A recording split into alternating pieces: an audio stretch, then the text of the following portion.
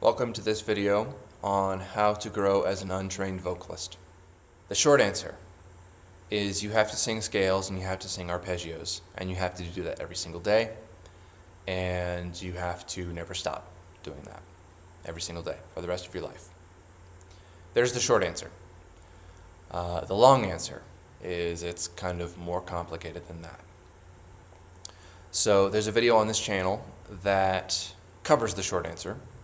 And there's a little bit more detail in there as well. That video is the vocal routine video. I can't remember exactly what it's called, but it's something like that. It's something like a vocal warm-up or vocal workout or something like that. That's the routine that I used for a large amount of my personal vocal development.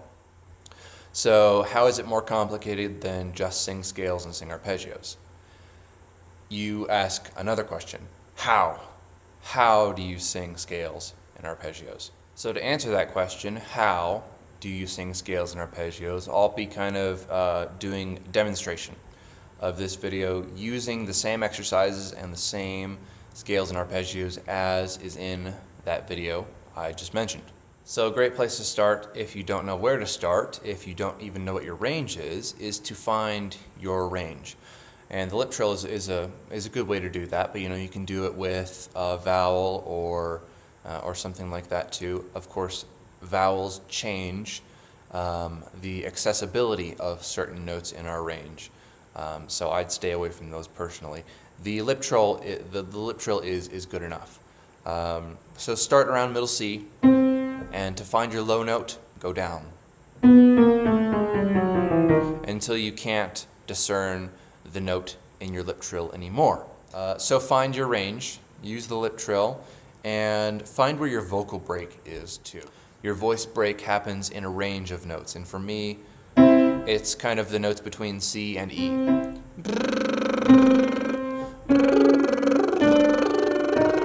My voice is totally breaking across those notes, and it doesn't stop breaking until I break into head voice.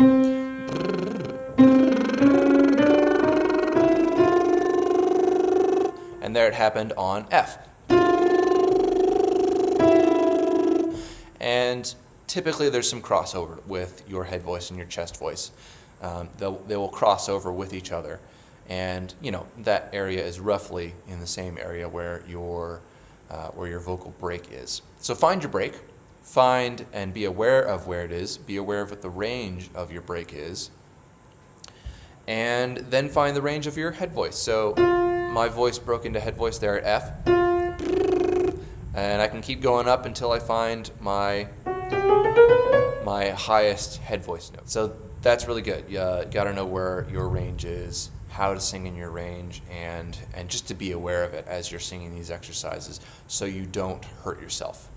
Avoid the extremes of your range when you start out, and especially avoid extreme volumes. Singing at extremely loud volumes near the edge of where your voice break is, or where your chest voice starts to top out there. All right, so back to the lip trill and demonstrating these scales and arpeggios. So I'll start off knowing where my range. I'll start off, kind of a mid-low area of my voice and just start to warm it up a little bit. So G major is where I'll usually start. But I can start in F major or something like that. I'll just choose G major. For me, right, it'll be different for you probably. Maybe it'll be C major for you. And that's where your low mid-range sits. Maybe it's D major, maybe it's E flat, maybe it's something else. So know what it is for you and then start there. But you sing your scales and arpeggios with the lip trill.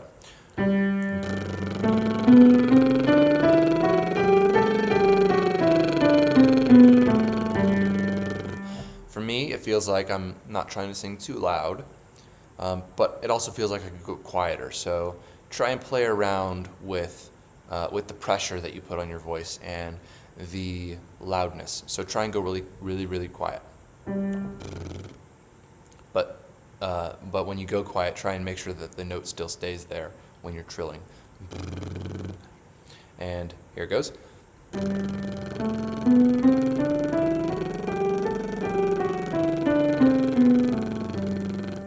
that feels really free, and that feels really easy for me.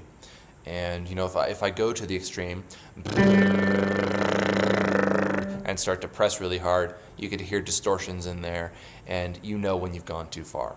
So try and keep it really light, try and keep it quiet, but also not too quiet and not too loud.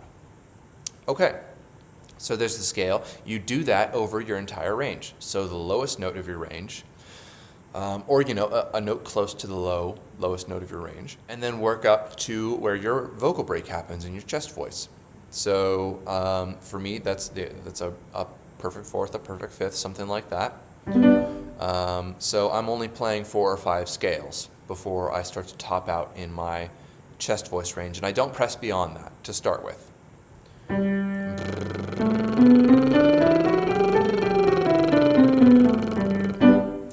And I work up chromatically.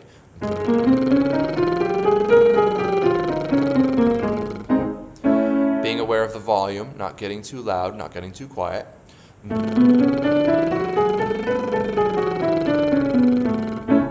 Continuing on, now I'm getting towards the vocal break for myself.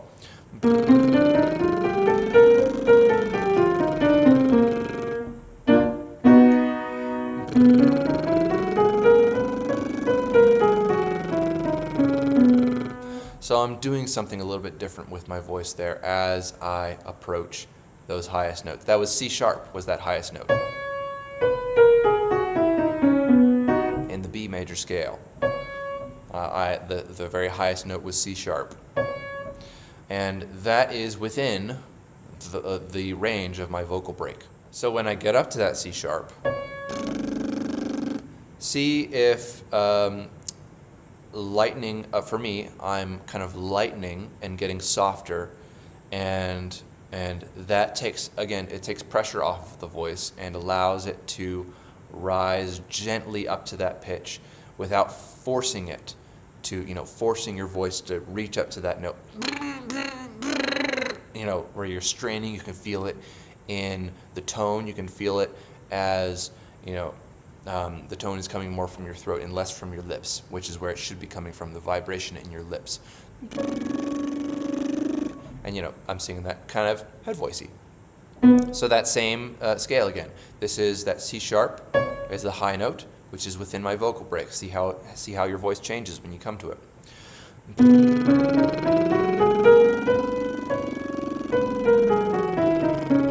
And there I actually completely converted to head voice.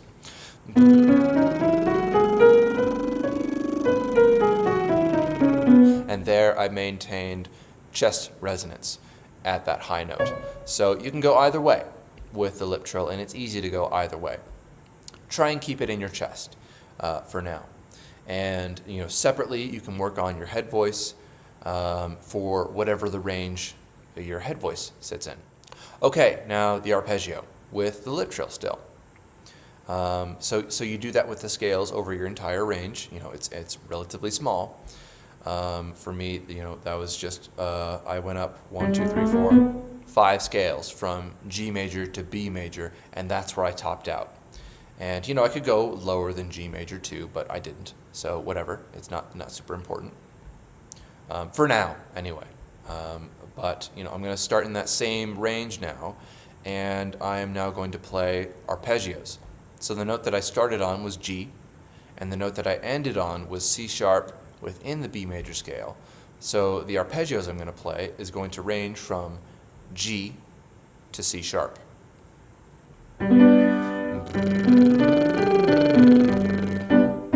The same lightness in your voice, so you're not pressing, not straining, not too quiet, not too loud.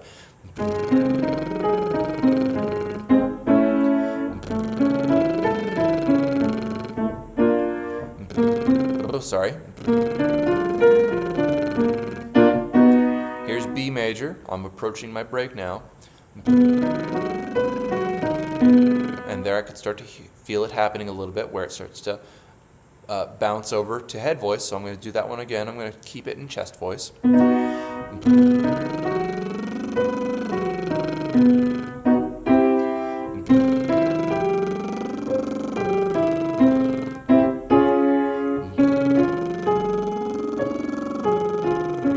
that C sharp, it's a little bit tough to keep it in there. But you can do it, and I can do it right now anyway. So there we go. I've worked out my range, my chest voice range, with scales and with arpeggios. I'm starting to feel pretty warmed up at this point. Next, I like to go to something like a humming consonant, like M or N or something like that. I don't think there's a whole lot of, I don't think it's super important which you pick, just as long as it's one that you like and one that feels good to you, one that helps you connect with your voice better. And I think another substitute for this might be the straw. So if you've ever had somebody tell you that you should practice singing through a straw, it's kind of the same idea of constricting the airflow. And for M and N, all of the air comes out through your nostrils.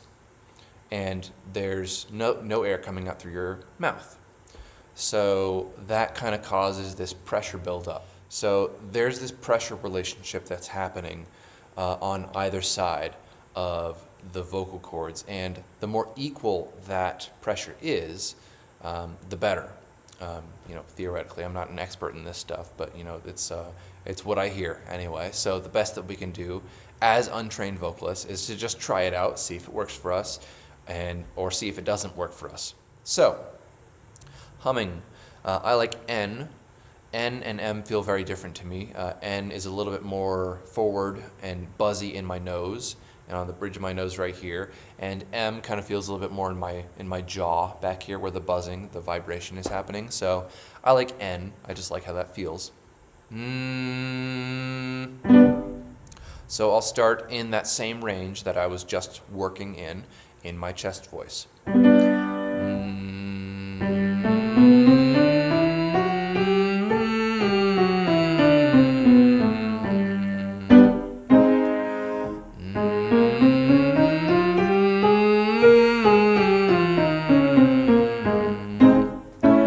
Careful of the tension that I'm building here. I feel a little bit of it.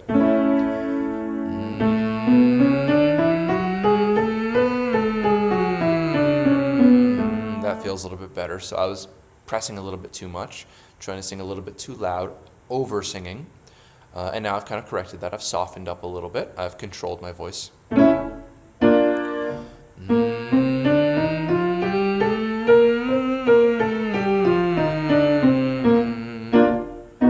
Last one, B major.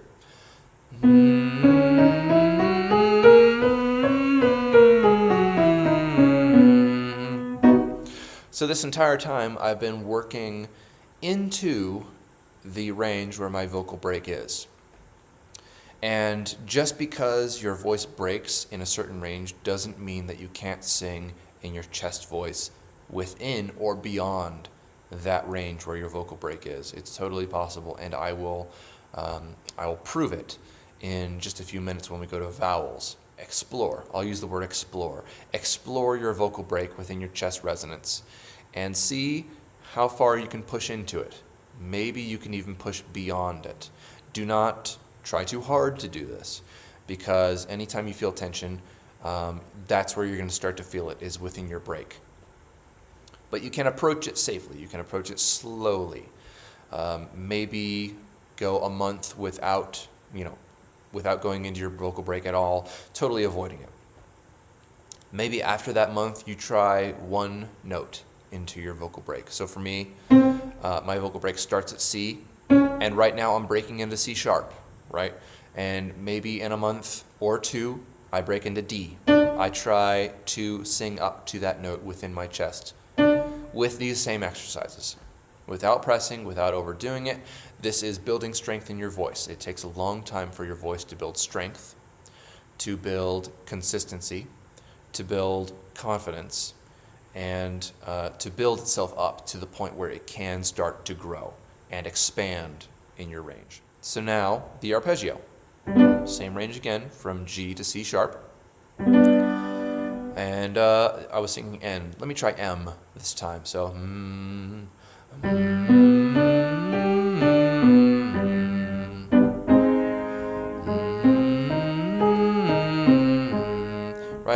kind of feel like the M is a little bit softer in the attack of how my voice is singing it.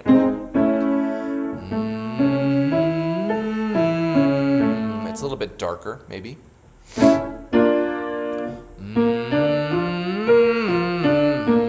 So there is B flat. It's starting to brighten up a little bit as I approach, which means I might be pressing a little bit. We'll see what happens as I go to B.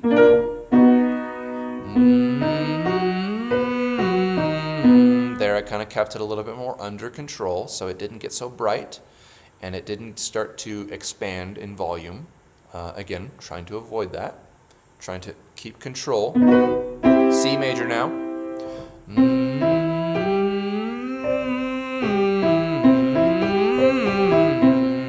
So there, maybe you want to camp out at a place right there, C major, right where my voice break starts. Try and sing it quieter. Try and sing it a little bit louder. So there, going softer makes my voice start to break sooner. That's interesting.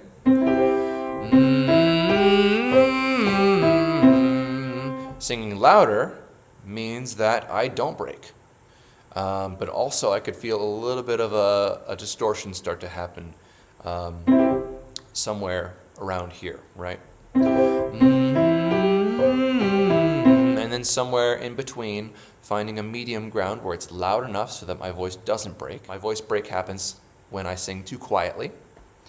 But when I sing louder, it doesn't. So I want to find where it's loud enough, but not too loud and not too quiet. A happy medium.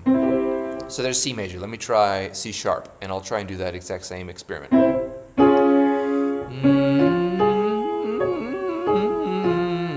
Right? Totally broken.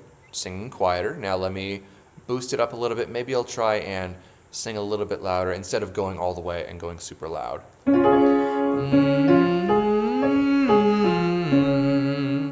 All right. Now if I go a little bit, maybe more. Can you hear there's a little bit of gravel there starting to happen? And that is probably a bad sign. We don't usually hear distortion in worship music too much, so it's probably something to avoid. If you are interested in developing distortion in your voice, there are ways to do that. There are ways to do it safely, but don't just go into it without having a little bit of prior training on it. So you can go to YouTube, say, how do I sing with distortion? And you will find lots of different people with lots of different opinions, lots of different methods. See what works, try it out. Again, it's not something that we see or hear in worship music basically ever, so it's probably something to avoid, at least for now. And if you would like to expand into that later, do a little bit of learning and research before you ever attempt to do anything with it, because you could hurt yourself. Now, we start to get to the fun stuff. We start to get to vowels. And singing vowels is probably the most fun part about your vocal training, because you get to get even louder and you can sing even further beyond your voice break with relative ease. Of course, you build up slowly to it. Right, so we'll start with our scale in G major, which is my starting point, and I will make ah my vowel to start with. Ah,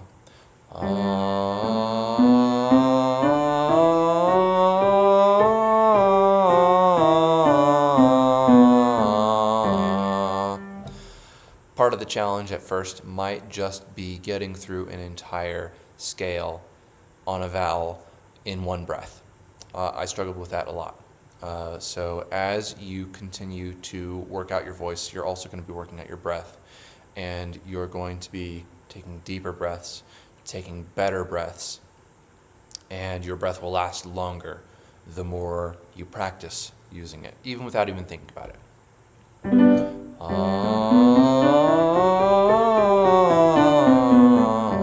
And then going up.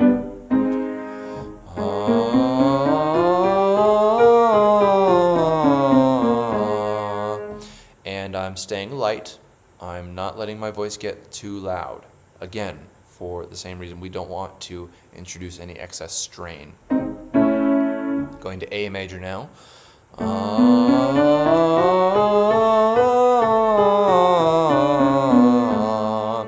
Also trying to keep a smooth consistency between the notes in the scale, but also, I can still tell what the notes of each note of the scale is, right?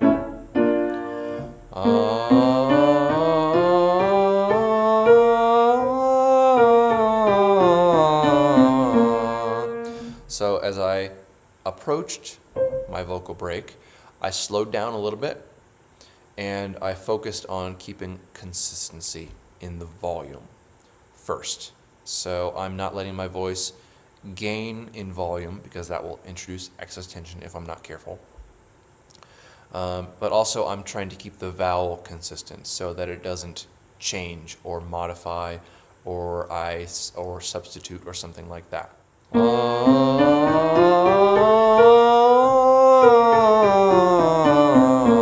For me, that feels like I'm staying pretty consistent in my own perception anyway, and it might change when I listen back to the recording.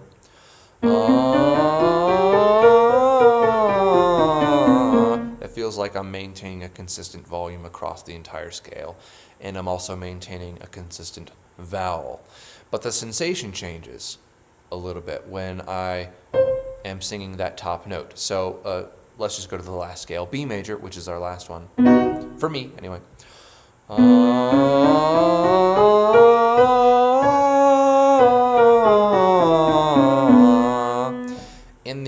In this vowel in particular, it's starting to feel like head voice at the top a little bit. And so there's this other concept in the voice, not just chest voice and head voice, but there's a mixed voice that we can have and we can start to develop where we start to blend between head and chest voice. And that's a little bit kind of what I'm doing right there a little bit. But still maintaining a really soft dynamic, so I'm not getting too loud. But it's mixing towards, for me anyway, I'm mixing towards my head voice. And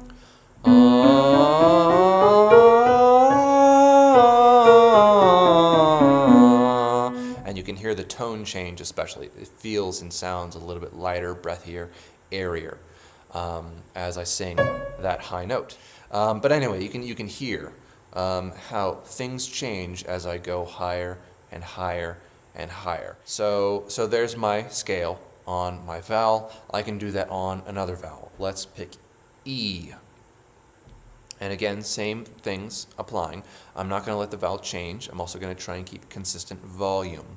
E, oh, E, E.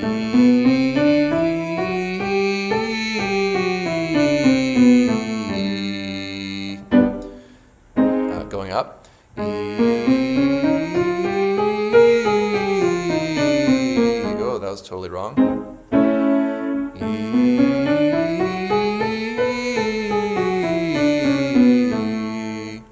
So E feels very different from Ah, especially in the jaw.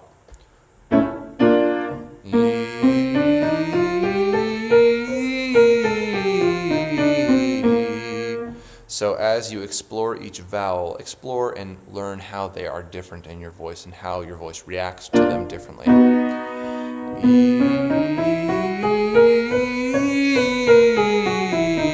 There I felt something that I didn't want to feel. I felt a little bit of a pull right here on my voice box. I want to avoid that, so I'm going to go back there. And I'm going to try and keep that from happening. If I can't keep it from happening 1 or 2 more times, I'm going to stop. And I'm not going to go to that key anymore.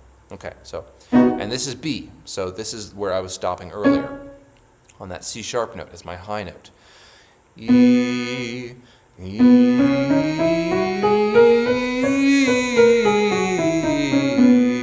That was better. So I felt it not as much of a pull, but I still feel a little bit of a muscular tension in here in my neck. You can practice all of your vowels, all of your pure vowels with the scale and with the arpeggio. And this is where I really like to get to because it's more fun because you can kind of jump between each note really quickly gliding, and you don't have to worry about hitting all these little notes in between in the scale. And I'll actually start it with an L. A la, la, la, la, la, la.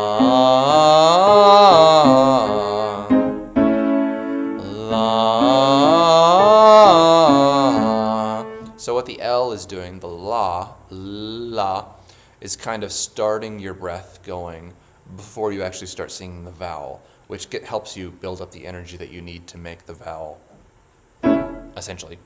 And that's my understanding of it anyway. La. Here's B major. La. There was a little bit of a break there. I want to go back to that. La. Okay. La. La. Okay, there. I noticed that was quite a bit louder. That was C sharp, so my C sharp arpeggio.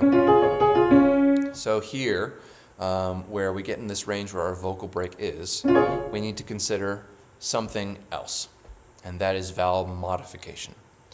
Vowel modification is where we take the vowel that we're singing, like ah, and as we sing higher, we modify or shape the vowel a little bit differently so that it goes towards maybe ah, or or or oo, or something like that. Let's see what happens if I take it towards So C sharp,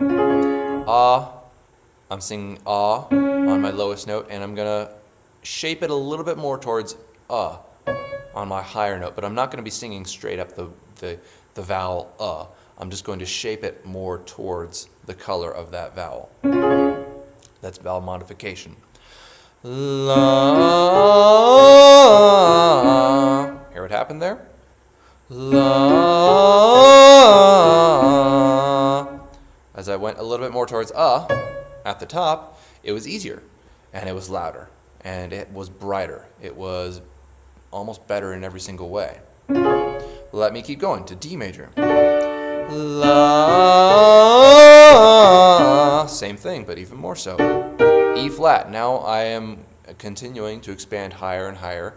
Of course, you don't do this, again, I'm going to say it, you don't do this right away. You build strength in your voice.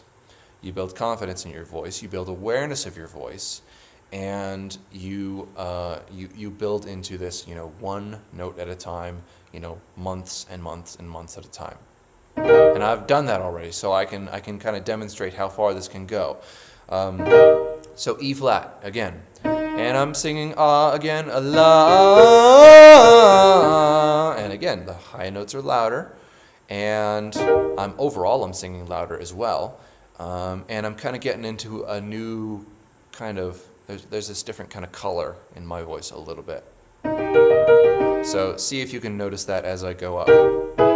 La. Here's F, the key of F, where I had to swing to head voice earlier. La. And it's easy. It's totally easy because I have developed my voice in this way. F sharp. Keep going. La. Modifying the vowels as well. La. So there I modified a little bit differently. But that's G. That's 2 octaves that I'm now singing in my chest voice. And I'm not like raspy. I'm not hoarse. I'm talking completely normally. And I haven't hurt myself at all, even though I'm singing right up to the very edge of where my voice is able to sing. So there's quite a bit of range in your voice that is there and that you can find later. But it will take time. It will take a lot of time. It will take a lot of practice. It will take every single day of practice. It will take every single day of practicing these things. And your voice will expand. Your range will expand. Or it will seem to expand. I believe that it already is built and you are already created with that range in you. You just have to find it. You just have to build it and develop it and strengthen your voice to be able to reach those outside edges.